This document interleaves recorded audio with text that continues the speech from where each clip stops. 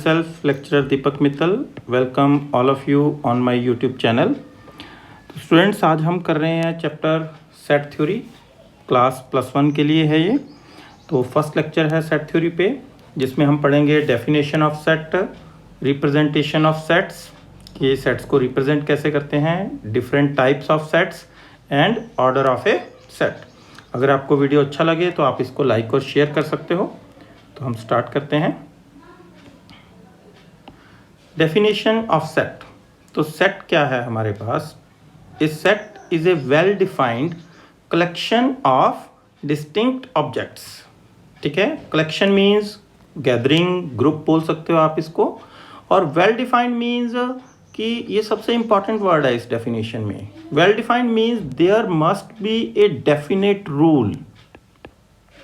ठीक है, एक रूल होना चाहिए हमें जो ये बताए हमें कि कौन से सेट्स को कौन से एलिमेंट्स को हमने इकट्ठा करना है और कौन से को नहीं लेना। उसमें डिस्टिंक्ट मीन्स कि जो आप ऑब्जेक्ट्स ले रहे हो वो सारे के सारे क्या होने चाहिए, डिफरेंट होने चाहिए। ठीक है, तो इस डेफिनेशन को हम ऐसे भी पढ़ सकते हैं कि there must be a rule which ensures. ठीक है, एक रूल होना चाहिए जो कि ये इस चीज़ की श्योरिटी करे हमें that a particular object will belong to the set or not। ठीक है, तो जो ये बताए कि जो पर्टिकुलर एलिमेंट है वो सेट को बिलोंग करेगा या नहीं करेगा। ठीक है, तो इसको हम सिंपल लैंग्वेज में ये समझ सकते हैं कि मान लो हम कोई एक कलेक्शन, आपकी पूरी क्लास को बोलते हैं कि स्टूडेंट्स आपने क्या करना है, आपने मान लो सारे, जैसे मैंने एक एग्जांपल लिया है कि आपने कलेक्शन ऑफ वॉवल्स करनी है। ठीक है, तो आपने सारे वॉवल्स लिखने हैं। तो उसमें क्या है, वॉवल्स इंग्लिश लैंग्वेज में आते हैं, सभी को ए से लेके जेड तक पता है। टोटल 26 लेटर्स हैं। उसमें कौन कौन से वॉवल्स हैं, तो सारे स्टूडेंट्स क्या लिखेंगे उसमें, ए, ई, आई, ओ, यू। ठीक है, अब मान लो किसी स्टूडेंट ने उसमें ऐसे भी लिख दिया कि ए लिख दिया, बी लिख दिया, ई, आई, ओ, यू।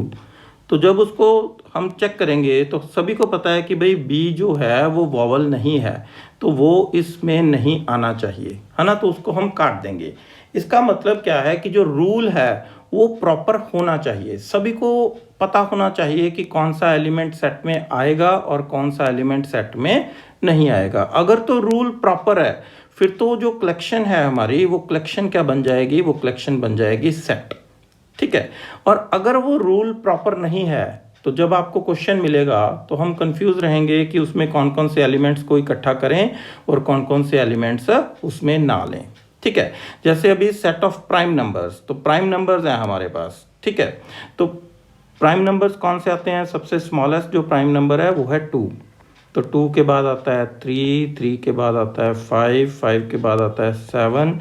तो ये सारे प्राइम नंबर्स हैं हमारे पास। ठीक है, तो प्राइम नंबर्स की डेफिनेशन फिक्स है, वो नंबर जिनके एग्जैक्टली 2 फैक्टर्स होते हैं, एक 1 और एक वो खुद इटसेल्फ। ठीक है, तो सभी को पता है इसमें यही नंबर्स आएंगे 2, 3, 5, 7। तो ये जो कलेक्शन है ये सेट है हमारे पास। जो फर्स्ट है ये भी हमारे पास सेट है।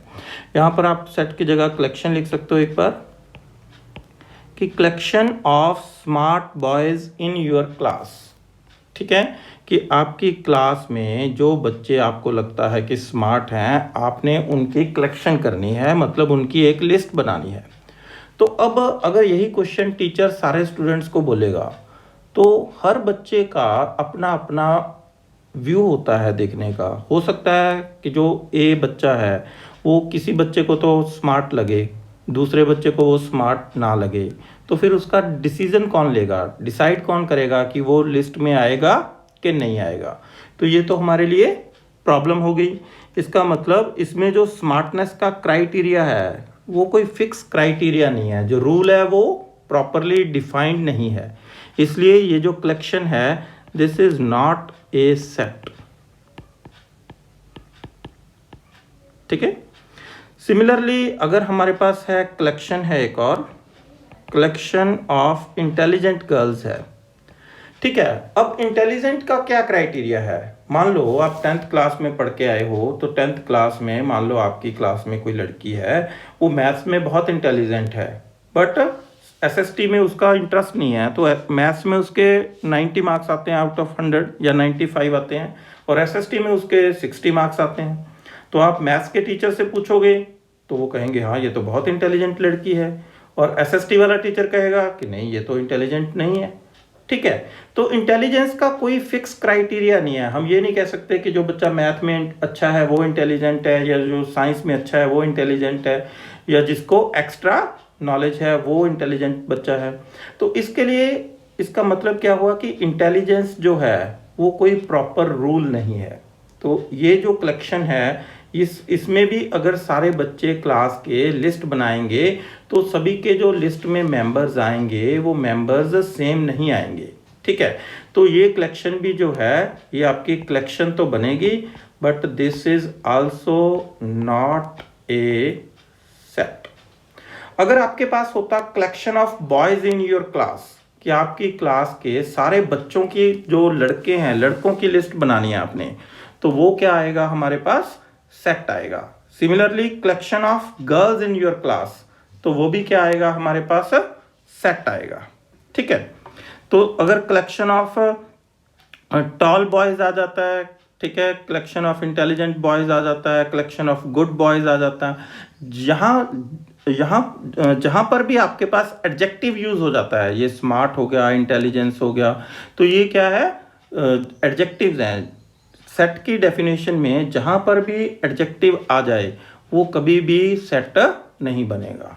ठीक है, तो जैसे हम एग्जांपल लें कि सेट कलेक्शन वर्ड यूज करते हैं, collection of most talented writers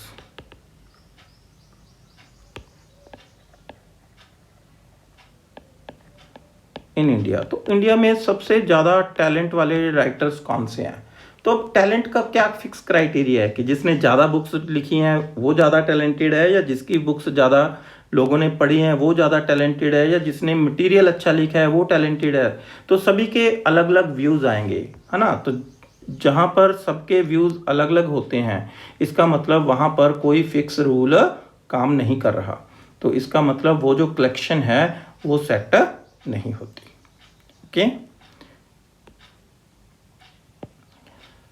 तो अब सेट हमने डिफाइन कर लिया कि सेट क्या होता है। तो सेट को रिप्रेजेंट कैसे करते हैं? तो A set is represented by curly brackets. ठीक है, करली ब्रैकेट्स पता है हमें।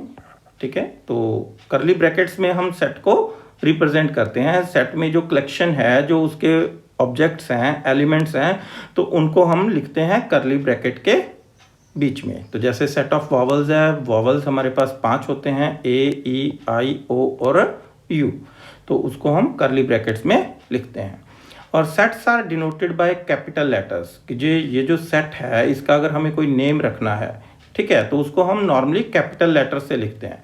जैसे मान लो कि capital A is the set of even natural numbers. ठीक है, तो ए किसके बराबर है, even natural numbers. Even natural numbers 1 से स्टार्ट होते हैं, और जो इवन है वो 2, 4, 6, 8, 10 and so on. Okay, the objects which form the set are called elements और members और points। ठीक है, तो जो सेट है, सेट क्या है हमारे पास, कलेक्शन ऑफ ऑब्जेक्ट्स है, तो वो ऑब्जेक्ट से मिलके बना हुआ है। तो जो ऑब्जेक्ट्स होते हैं उनको हम क्या बोलते हैं, सेट के एलिमेंट्स या फिर मेंबर्स या फिर पॉइंट्स। जैसे अगर ये हमारे पास जो वॉवल्स का सेट है, तो हम बोलते हैं कि ए क्या है, इस सेट का एक एलिमेंट है, या फिर ए इस सेट का एक मेंबर है। ठीक है, तो elements in a set are separated by commas. तो जो एलिमेंट्स होते हैं, ठीक है, हमें कैसे पता चलता है कि सेट में कितने एलिमेंट्स हैं, तो वो कॉमास उसको सेपरेट करते हैं। जितने कॉमास आएंगे उससे एक ज़्यादा एलिमेंट होएगा। जैसे ये एग्जांपल है, इसमें फर्स्ट एलिमेंट है ए, बी सेकंड एलिमेंट है, सी थर्ड एलिमेंट है, क्योंकि जब कॉमा आ गया तो कॉमा के बाद नेक्स्ट एलिमेंट आ जाता है। ठीक है, तो ए में कितने एलिमेंट्स हैं, ए में हमारे पास है 3 एलिमेंट्स। अब बी में कितने एलिमेंट्स हैं, बी में कहीं कॉमा तो आया ही नहीं है, तो बी में क्या हुआ, इंडिया इज ए कंट्री, ये एक सिंगल एलिमेंट है, तो बी में नंबर ऑफ एलिमेंट्स कितने हैं हमारे पास? ओनली 1। जब तक कॉमा नहीं आएगा तब तक सेकंड एलिमेंट नहीं आएगा हमारे पास। ठीक है। नेक्स्ट है कि जब हमारे पास सेट आता है, तो हम अब बात कर रहे थे कि एलिमेंट्स ऑफ सेट। तो दो ऑप्शंस हैं हमारे पास। अगर कोई सिंबल, जैसे यहाँ पर मैंने ए लिखा है, अगर ए क्या है, कैपिटल्स ए का एलिमेंट है, तो हम उसको इस सिंबल से डिनोट करते हैं। हम लिखते हैं कि ए बिलोंग्स टू ए। इसको ऐसे पढ़ते हैं, ए बिलोंग्स टू ए। मतलब जो एलिमेंट सेट के अंदर है उसके लिए हम लिखते हैं कि वो एलिमेंट सेट को बिलोंग करता है, तो सेट में है वो एलिमेंट। और जो एलिमेंट नहीं है सेट में, उसके लिए हम क्या करेंगे, ये साइन डाल के उसको कैंसिल कर देंगे। मतलब कि जो ए है, ए डज नॉट बिलोंग टू ए। मतलब ये जो एलिमेंट है वो सेट को बिलोंग नहीं करता। ठीक है। तो अब इसी को हम एक एग्जांपल से चेक करते हैं। तो हमारे पास एक सेट है, सेट को हम कैपिटल लेटर से डिनोट करते हैं। ए उसका नाम है, इसके अंदर नंबर ऑफ एलिमेंट्स कितने हैं सेट के अंदर, तो वो कॉमर्स से पता लगता है, कॉमर्स 3 है। तो नंबर ऑफ एलिमेंट्स कितने हैं इसमें? 4 एलिमेंट्स हैं। कौन कौन से एलिमेंट्स हैं? 1, 3, 5 और 7, 4 एलिमेंट्स हैं। तो अब आप ये बताओ कि 2 जो है, 2 सेट को बिलोंग करता है या नहीं करता? ठीक है। तो आप वीडियो रोक के इसको आप पहले क्वेश्चंस को खुद से सॉल्व कर सकते हैं। तो 2 क्या है, सेट को बिलोंग नहीं करता। तो 5 क्या है, 5 सेट को बिलोंग कर रहा है। 3 जो है, 3 भी सेट में है तो वो भी बिलोंग कर रहा है। और 6 सेट में नहीं है, तो it means 6 does not belong to the set. तो नेक्स्ट हमारे पास 2 बहुत ही इंपॉर्टेंट नोट्स हैं। ठीक है। फर्स्ट नोट है, order of elements in a set is not important. कि जो एलिमेंट्स आप लिखते हो सेट के अंदर, ठीक है, तो उनका जो ऑर्डर है कि कौन सा एलिमेंट पहले लिखा है, कौन सा एलिमेंट बाद में लिखा है, इस चीज़ की कोई वैल्यू नहीं होती सेट में। ठीक है। फॉर एग्जाम्पल, मान लो टीचर ने क्लास में बच्चों को बोला कि भाई आप सारे स्टूडेंट्स सारे वॉवल्स की कलेक्शन करो, सारे वॉवल्स की लिस्ट बना के लेके आओ। ठीक है। तो मान लो पहले स्टूडेंट ने सीरियल ऑर्डर में लिख लिया कि ए ई आई ओ यू, और दूसरा स्टूडेंट लिख रहा था, उसने लिखा तो ए ई भूल गया वो बीच में, ए आई ओ यू। बाद में उसको ध्यान आया कि भाई वॉवल्स तो पढ़े हैं, 5 होते हैं। ठीक है। तो कौन सा रह गया, तो उसको याद आया कि ई छोड़ दिया उसने लिखना बीच में, तो उसने ई को एंड में लिख लिया।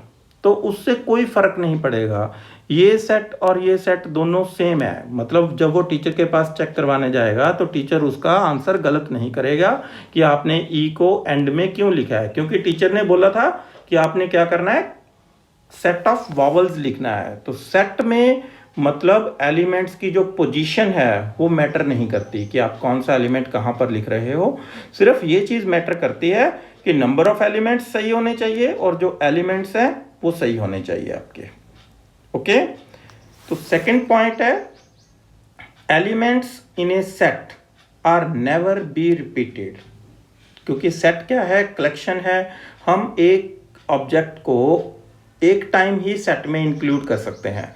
तो जैसे मैंने लिखा है कि अगर हम ए को 2 बार भी लिख लेते हैं तो उसका मतलब क्या रहेगा, उसका मतलब रहेगा ए कॉमा बी।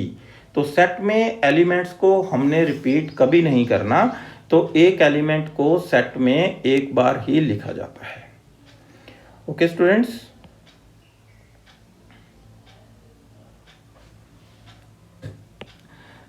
नेक्स्ट है कंसेप्चुअल क्वेश्चन।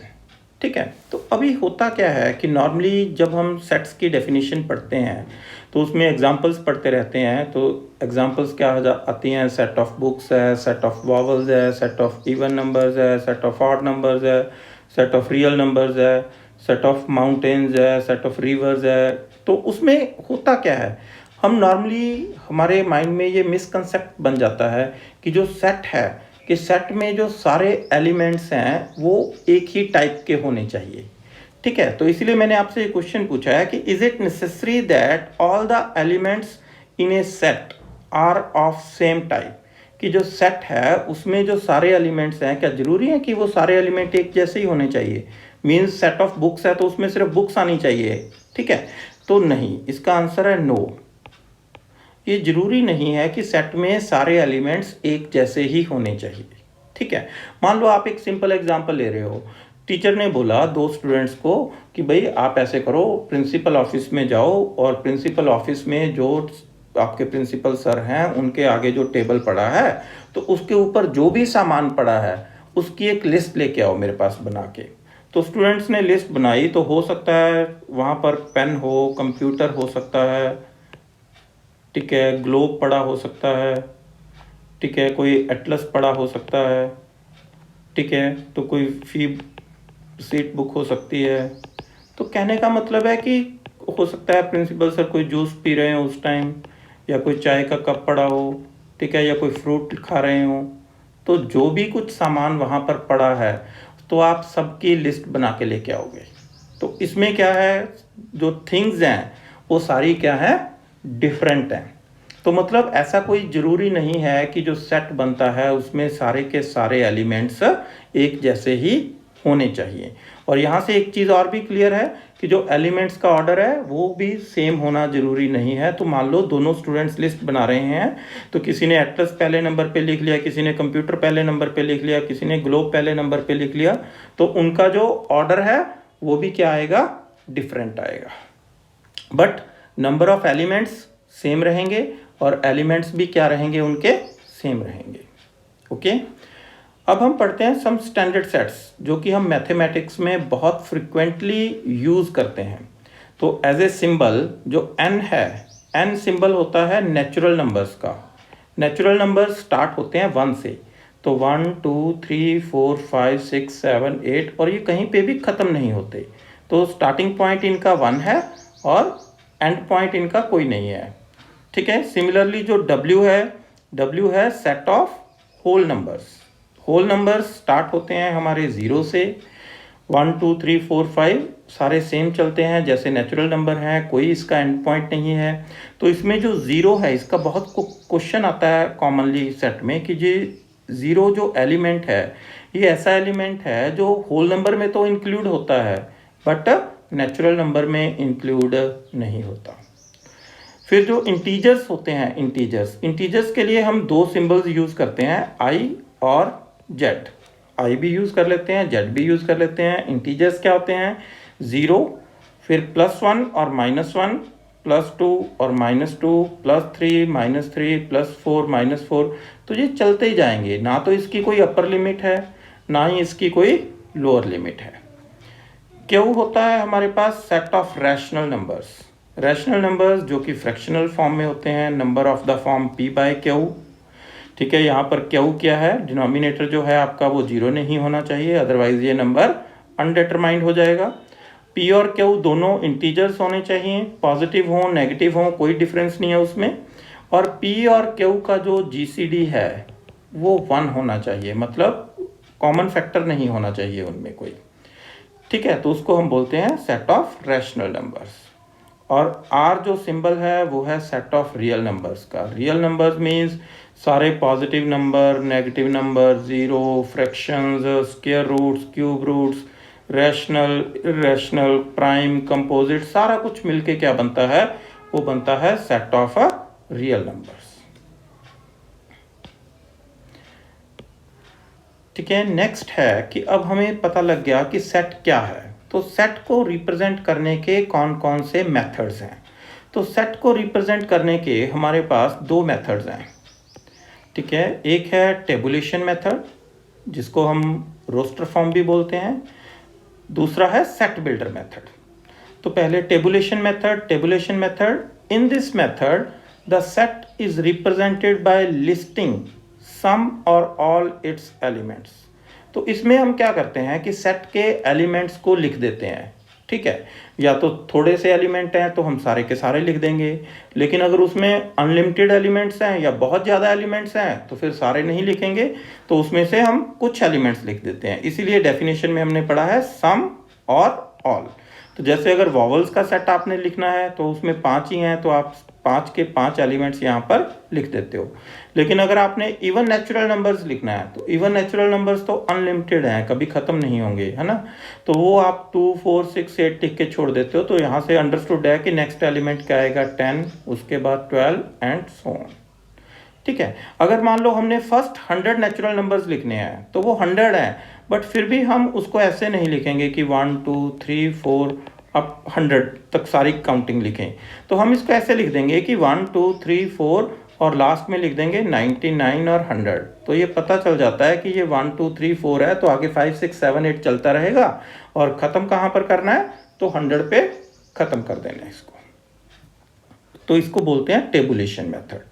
और दूसरा मेथड है हमारे पास सेट बिल्डर फॉर्म, ठीक है, और रूल मेथड। मतलब इसमें हम क्या करते हैं कि सेट के जो एलिमेंट्स हैं वो एलिमेंट्स नहीं लिखते, हम क्या करते हैं जो रूल है जिसके कारण हमें पता चला कि कौन कौन से एलिमेंट सेट में आते हैं, हम वो रूल लिख देते हैं।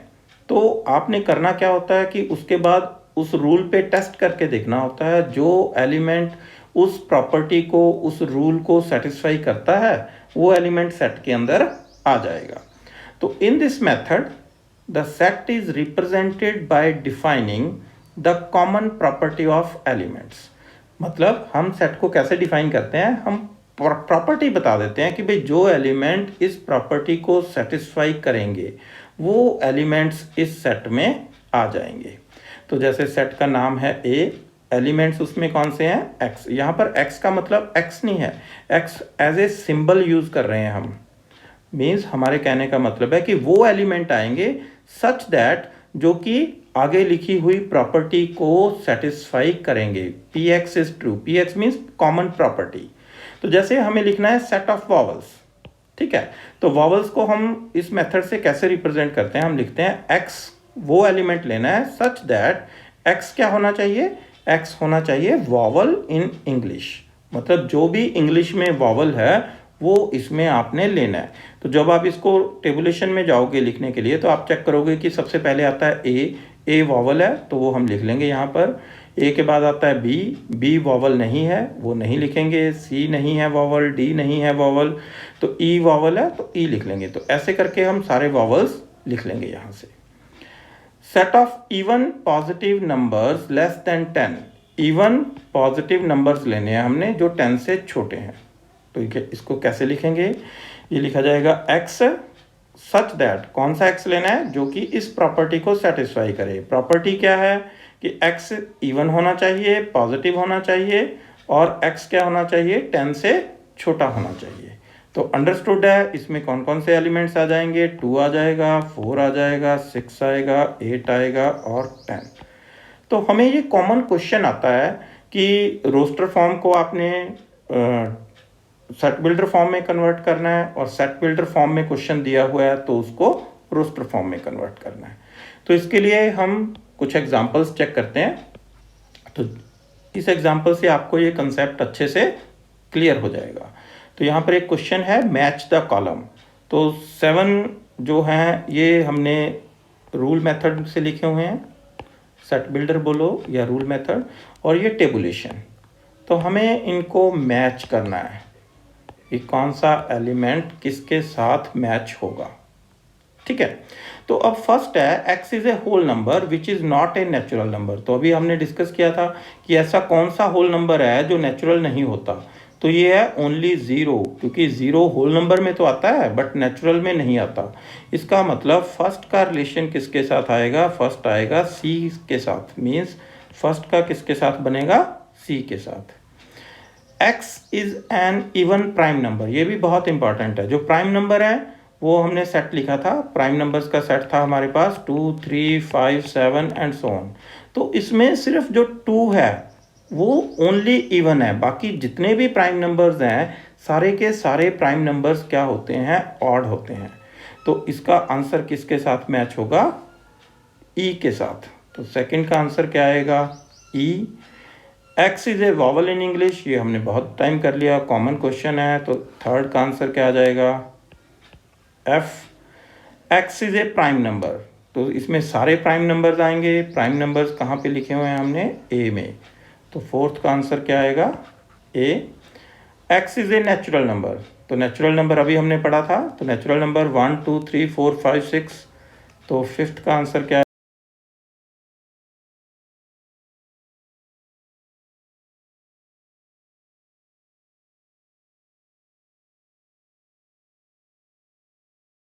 6 8 अप टू 100 तक, तो सिक्स्थ का आंसर आ गया जी, और सेवन्थ का तो लास्ट में जो बचा वही आएगा। और वैसे भी अगर हम सोचें तो x is a letter of word happy, तो हैप्पी के सारे लेटर्स लिखने हैं। हैप्पी में कौन कौन से लेटर हैं? एच है, पी है और वाई है। बट जब हम सेट लिखते हैं तो सेट में हमें एलिमेंट्स रिपीट नहीं करने, तो ए अगर 2 बार भी आ गया तो उसको हम जब सेट की फॉर्म में लिखेंगे तो एक बार ही लिखेंगे। ओके, तो ये मैच द कॉलम इंपॉर्टेंट है, इससे आपको दोनों का आपस में कंपैरिजन अच्छे से समझ आ जाता है। तो नेक्स्ट टॉपिक है हमारा टाइप्स ऑफ सेट्स, कि जो सेट हैं उनकी जो डिफरेंट डिफरेंट टाइप्स हैं उसको हम डिस्कस करते हैं। तो सबसे पहले है हमारे पास एम्प्टी सेट। एम्प्टी, हमें पता है एम्प्टी क्या होता है, वो चीज़ जो खाली हो उसको हम बोलते हैं एम्प्टी। तो एम्प्टी सेट का मतलब भी एक ऐसा सेट जिसमें कोई एलिमेंट ना हो, ए सेट हैविंग नो एलिमेंट, वो सेट जिसमें कोई भी एलिमेंट नहीं है उसको हम बोलते हैं एम्प्टी सेट। तो इसका मतलब इसको कैसे रिप्रेजेंट करेंगे, ये आएगा ओनली ब्रैकेट्स आ जाएंगे, मतलब ओनली ब्रैकेट्स हैं, ब्रैकेट्स के अंदर कुछ नहीं है, ठीक है, तो ये एम्प्टी है। तो इसके लिए हम जो सिंबल यूज करते हैं वो है फाई, इसको बोलते हैं फाई, PHI फाई, ठीक है, पहले एक सर्कल डाल के उसमें एक लाइन है फाई, तो इसको हम फाई से डिनोट करते हैं। जहां पर भी फाई लिखा है तो फाई का मतलब है एम्प्टी सेट, तो फाई का मतलब है ओनली ब्रैकेट्स, ठीक है, तो फाई मीन्स एम्प्टी सेट। इस सेट को हम नल सेट भी बोल देते हैं, ठीक है, कई जगह इसको वॉइड सेट भी लिखा होता है, मतलब सभी का सेम है। अगर कुछ एग्जांपल्स चेक करें तो set of students in A school studying in class 9th and 10th simultaneously, simultaneously का मतलब होता है से एट द सेम टाइम। तो आप अभी 10th क्लास करके आए हो तो आपने देखा आपके स्कूल में कोई ऐसा बच्चा था जो 9th में और 10th दोनों क्लासेस एक ही साल में कर रहा हो? तो नहीं है, जो 9th पढ़ रहे हैं वो 10th नहीं पढ़ते, जो 10th पढ़ रहे हैं वो 9th नहीं पढ़ रहे। तो इसका मतलब ऐसा कोई भी स्टूडेंट नहीं होगा। तो ये सेट में अगर आपने नेम लिखने हैं उन स्टूडेंट्स के तो कोई भी नहीं मिलेगा आपको, तो ये सेट क्या बन जाएगा आपका, ये एम्प्टी सेट बन जाएगा। सिमिलरली अगर आपने नेचुरल नंबर्स लिखने हैं, वो वाले नेचुरल नंबर्स लेने हैं जो 5 से तो बड़े हैं और 6 से छोटे हैं। तो नेचुरल नंबर्स तो हमें पता है क्या है, 1 2 3 4 5 6 7 ऐसे चलते हैं। तो 5 और 6 के बीच में तो कोई आता ही नहीं है नेचुरल नंबर, इसका मतलब ये जो सेट है ये भी क्या आ गया हमारे पास, एम्प्टी आ गया। और एक और एग्जांपल है, x is a natural number whose square is 5। तो नेचुरल नंबर हमने ऊपर लिखे हैं, 1 का स्क्वायर कितना आता है, 1 आता है, 2 का स्क्वायर कितना आ जाता है हमारे पास 4, 3 का स्क्वायर कितना आ जाता है 9। तो ऐसा तो कोई नेचुरल नंबर है नहीं हमारे पास जिसका स्क्वायर करने से आंसर 5 आए, तो ये भी सेट हमारे पास क्या आएगा, एम्प्टी आएगा। 5 भी लिख सकते हो और खाली ब्रैकेट्स लिख सकते हो। तो यहाँ एक चीज़ का ध्यान रखना है कि अगर ब्रैकेट्स के अंदर 0 डाला हुआ है तो ये सेट एम्प्टी नहीं है, क्योंकि इस सेट में एक एलिमेंट है कौन सा, 0। तो एम्प्टी सेट में कुछ भी नहीं होगा, 0 भी नहीं होगा। नेक्स्ट डेफिनेशन है सिंगलटन सेट, ठीक है, सिंगलटन सेट। सिंगल हमें पता है, सिंगल का मतलब होता है जहाँ पर एक चीज़ हो उसको हम सिंगल बोलते हैं। तो singleton set means a set having only one element, वो सेट जिसके अंदर सिर्फ और सिर्फ एक एलिमेंट हो उसको हम बोलते हैं सिंगलटन सेट। तो जैसे ओनली 0 हो, ओनली 5 हो, x is even prime number. तो अभी हमने पढ़ा था इवन प्राइम नंबर कौन से हैं, ओनली 2 है जो इवन भी है और प्राइम भी है, ठीक है। तो ये एक नाम लिखा हुआ है दीपक, ठीक है। तो ये क्या है, एक सिंगल एलिमेंट है तो ये चारों की चारों जो एग्जाम्पल हैं सभी में जो नंबर ऑफ एलिमेंट्स हैं वो एक है, तो इसको हम बोलते हैं सिंगलटन सेट। नेक्स्ट जो डेफिनेशन है दैट इज फाइनाइट सेट। तो फाइनाइट सेट क्या होता है? इस set is said to be finite if it consist of only finite, finite means limited बोल सकते हो आप, ठीक है, नंबर ऑफ एलिमेंट्स, या फिर हम इसको ऐसे भी पढ़ सकते हैं कि the process of counting the different elements comes to an end at a certain natural number. मतलब अगर सेट के अंदर जो एलिमेंट्स हैं उसकी हम काउंटिंग करें कि कितने एलिमेंट्स हैं, तो जो हमारी काउंटिंग है वो एक जगह पे जाके ख़त्म हो जाए। अगर तो वो ख़त्म हो जाती है तो इसका मतलब वो सेट क्या है? फाइनाइट है। जैसे ये एग्जांपल है, इसमें ये फर्स्ट एलिमेंट है, ये सेकंड है, ये थर्ड है, तो ख़त्म हो गए एलिमेंट्स। इसका मतलब इसमें नंबर ऑफ एलिमेंट्स कितने आ गए? 3 आ गए, ठीक है। तो जैसे नेक्स्ट है वॉवल्स का, तो ये फर्स्ट है, ये सेकंड है, ये थर्ड है, ये फोर्थ है, ये फिफ्थ है, तो इसमें भी क्या हो गया? ख़त्म हो गया। तो नंबर ऑफ एलिमेंट्स कितने आ गए?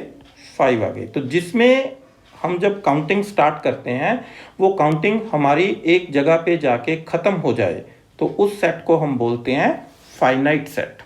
और जिसमें काउंटिंग कभी भी ख़त्म ना हो, ठीक है। Infinite set means the process of counting the different elements never comes to an end. Means वो सेट जिसमें इनफाइनाइट नंबर ऑफ एलिमेंट्स हों, या हम ये कह सकते हैं कि उसकी अगर हम एलिमेंट्स की काउंटिंग करेंगे तो हमारी काउंटिंग कभी भी ख़त्म नहीं होगी। तो जैसे set of even natural numbers हैं, तो इसको आप लिखोगे कि ये फर्स्ट है, ये सेकंड, थर्ड, फोर्थ, फिर उसके बाद 10 आएगा, वो फिफ्थ, 12 आएगा, सिक्स्थ। तो इसको अगर हम लिखते जाएंगे तो ये कभी ख़त्म होगा? तो ये कभी भी ख़त्म नहीं होगा। इसका मतलब ये सेट कौन सा है? ये सेट हमारे पास है इनफाइनाइट सेट है ये। इसी तरीके से दूसरी एग्जांपल है set of points on A number line. तो ये नंबर लाइन है हमारे पास, इसके ऊपर कितने पॉइंट्स हैं? तो मान लो ये एक पॉइंट आ गया, फिर दूसरा, तीसरा, चौथा, पांचवा, छठा, 7, 8, 9, 10, 11, 12, 13, 14। तो नंबर लाइन की तो कोई लेंथ की लिमिट नहीं है, इसको तो आप जहाँ तक मर्जी बढ़ा सकते हो। तो जहाँ मर्जी इसको ले जाओ, इधर भी जितना मर्जी ले जाओ, तो कितने पॉइंट्स आ जाएंगे इसके ऊपर? तो इसके ऊपर पॉइंट्स आएंगे इनफाइनाइट। तो एक एग्जांपल चेक करते हैं कि फाइनाइट और इनफाइनाइट में आपको देखना है इन चारों में से कौन से आपके पास फाइनाइट है और कौन से इनफाइनाइट है। तो set of months in a year, ठीक है। तो मंथ्स कितने होते हैं एक साल में? तो हम काउंट करते हैं जनवरी, फरवरी, मार्च से लेके दिसंबर तक, तो कितने बनेंगे? 12। तो ये ख़त्म हो गए, तो ये तो ये कितना हो गया हमारे पास? फाइनाइट हो गया ये। तो जो चीज़ ख़त्म हो जाती है वो फाइनाइट है। सेट ऑफ डिवाइजर्स ऑफ 20 को कौन कौन से नंबर डिवाइड करते हैं? तो 1 करता है, 2 करता है, 4, 5, 10 और 20। हो गए ख़त्म, तो ये क्या आ गया? ये फाइनाइट आ गया। सेट ऑफ मल्टीपल्स ऑफ 5 के मल्टीपल्स लेने हैं, तो मल्टीपल्स कौन से आएंगे? 5, 10, 15, 20, 25। तो ये तो कभी नहीं ख़त्म होंगे। तो अगर कभी भी ख़त्म नहीं होंगे तो ये क्या बन जाएगा सेट? ये सेट बन जाएगा infinite. Similarly set of positive integers greater than 100 से बड़े पॉजिटिव इंटीजर्स लेने हैं, तो कहाँ से स्टार्ट करेंगे? 101 से, 101, 102, 103। तो लास्ट में तो कौन सा आएगा? ये तो कभी ख़त्म ही नहीं होंगे, ठीक है। तो काउंटिंग का कोई एंड नहीं होता। तो ये सेट कौन सा बन जाएगा हमारे पास? ये सेट बन जाएगा इनफाइनाइट सेट। ओके स्टूडेंट्स, तो नेक्स्ट है हमारे पास order of a finite set. तो ऑर्डर ऑफ ए सेट या फाइनाइट सेट क्या होता है कि जो सेट है हमारे पास, सेट क्या होता है? सेट होता है कलेक्शन ऑफ एलिमेंट्स। तो उस सेट में जितने भी डिफरेंट एलिमेंट्स हैं वो उस सेट का ऑर्डर होता है। तो order of a finite set A is equal to the number of distinct elements in the set A. मतलब उस सेट में जितने भी डिफरेंट एलिमेंट्स हैं वो सबकी आपने करनी है काउंटिंग, और काउंटिंग करके जितना नंबर आएगा वो उस सेट का ऑर्डर होता है। और सेट के ऑर्डर को डिनोट कैसे करते हैं? It is denoted by order of A, या फिर हम जैसे मॉडुलस का निशान डालते हैं, ठीक है, मॉडुलस का। तो अगर इसके अंदर सेट डाला हुआ है तो ये क्या है? ऑर्डर ऑफ सेट को डिनोट करता है। इसको हम कार्डिनल नंबर भी बोलते हैं। कई बार हमें क्वेश्चन में ऑर्डर ऑफ सेट की जगह कार्डिनल नंबर ऑफ सेट पूछते हैं तो भी उसका आंसर सेम है। तो जैसे order of set of vowels, तो वॉवल्स कितने हैं? वॉवल्स 5 हैं, तो उस सेट का ऑर्डर कितना आएगा? 5 आ जाएगा। Order of set of even prime numbers, तो इवन प्राइम नंबर्स कितने हैं? सिर्फ एक है, तो उस सेट का ऑर्डर क्या आएगा? 1 आ जाएगा। तो कुछ इंपॉर्टेंट नोट्स देखते हैं। Order of empty set. अब एम्प्टी सेट क्या होता है? एम्प्टी सेट होता है खाली ब्रैकेट, इसके अंदर कितने एलिमेंट्स हैं? एक भी नहीं है, तो उसका ऑर्डर कितना आ गया? उसका ऑर्डर आ गया 0। सिंगलटन सेट, जैसे सिंगलटन सेट एक एलिमेंट हो उसमें, तो ऑर्डर कितना आएगा? 1 आ जाएगा। ऑर्डर ऑफ इनफाइनाइट सेट, तो इनफाइनाइट सेट का, जैसे आप बोले नेचुरल नंबर्स हैं, इनफाइनाइट हैं, तो उसका कितना ऑर्डर है? तो उसका ऑर्डर हम बोलते हैं कि डिफाइंड नहीं है, ठीक है। कुछ ऑथर्स हैं वो ये भी लिख देते हैं कि ऑर्डर ऑफ इनफाइनाइट सेट क्या है? इन्फिनिटी है, ठीक है। मतलब आपसे पूछें कि नेचुरल नंबर्स कितने हैं, तो आप ये भी बोलते हो कि इनफाइनाइट है, कोई एंड नहीं है उसका, ठीक है। तो दोनों ही ऑप्शंस ठीक है, नॉट डिफाइंड भी बोल सकते हो और इनफाइनाइट भी उसको हम बोल सकते हैं। तो लास्ट में हमारे पास है इक्वल एंड इक्विवेलेंट सेट्स की डेफिनेशन, ठीक है। तो इक्विवेलेंट सेट पढ़ेंगे पहले। इक्विवेलेंट सेट क्या होते हैं? Two finite sets A and B are set to be equivalent if they are of same order. Means अगर दो सेट हैं हमारे पास, ठीक है, और उन दोनों का ऑर्डर सेम है, मतलब उनमें जो नंबर ऑफ एलिमेंट्स हैं वो बराबर हैं। एलिमेंट्स उनमें चाहे अलग अलग ही हों, बट नंबर ऑफ एलिमेंट्स हैं जो, अगर वो बराबर हैं, दोनों का ऑर्डर इक्वल है, तो सेट्स को हम बोलते हैं कि सेट्स जो हैं वो इक्विवेलेंट हैं। और इसको लिखा कैसे जाता है? जैसे आप ट्रायंगल्स के केस में कॉन्ग्रुएंट का सिंबल डालते थे, तो वो सिंबल डाला जाता है ए इज इक्विवेलेंट टू बी। जैसे हमने एग्जांपल लिया है कि ए सेट है जिसमें एलिमेंट्स हैं 1 2 3 4, 4 एलिमेंट्स हैं। बी में कितने हैं? 1 2 3 4, बी में भी 4 है। तो इन दोनों का ऑर्डर क्या है? दोनों का सेम है। एलिमेंट्स चाहे इन दोनों में अलग अलग हैं, बट ऑर्डर क्या है? ऑर्डर सेम है। और अगर ऑर्डर सेम है तो सेट्स क्या बन जाते हैं? इक्विवेलेंट सेट्स होते हैं। और इक्वल सेट्स कौन से हैं? इक्वल सेट होते हैं जिनका ऑर्डर भी सेम हो और उनमें एलिमेंट्स भी सेम होने चाहिए, ठीक है। एलिमेंट्स की पोजीशन चाहे अलग अलग हो, but number of elements same हो, एलिमेंट्स भी सेम हो। तो two finite sets A and B are set to be equal if they are of same order, ठीक है, ऑर्डर सेम हो and their elements are same, elements भी same हो, ठीक है। पोजीशन में डिफर, तो जो एलिमेंट्स की पोजीशन है में डिफर, वो डिफरेंट हो सकती है, उससे हमें कोई फर्क नहीं पड़ता। जैसे मान लो ए सेट है, इसमें 4 एलिमेंट्स हैं A B C D, B में इसमें भी 4 एलिमेंट है बी डी सी ए, तो ए एंड में लिख दिया, इस यहाँ पहले लिखा हुआ है यहाँ एंड में, लेकिन है क्या? ए में भी 4 एलिमेंट हैं, बी में भी 4 हैं, ए में भी वही 4 एलिमेंट हैं, बी में भी सेम वही 4 एलिमेंट हैं। तो ये सेट्स क्या रहेंगे? इक्वल सेट्स होंगे।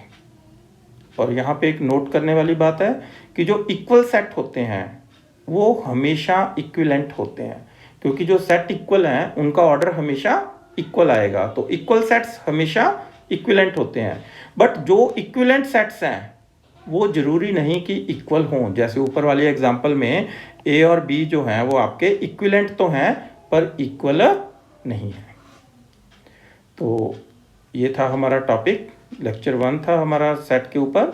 तो अगर आपको ये अच्छा लगा तो आप इसको शेयर कर सकते हो और कमेंट सेक्शन में जाके अपना कमेंट या कोई सजेशन है वो आप लिख सकते हो। और अगर आप इसके आगे आने वाले वीडियोस देखना चाहते हैं तो चैनल को सब्सक्राइब कीजिए और बेल आइकन को प्रेस कर दीजिए। Thank you all.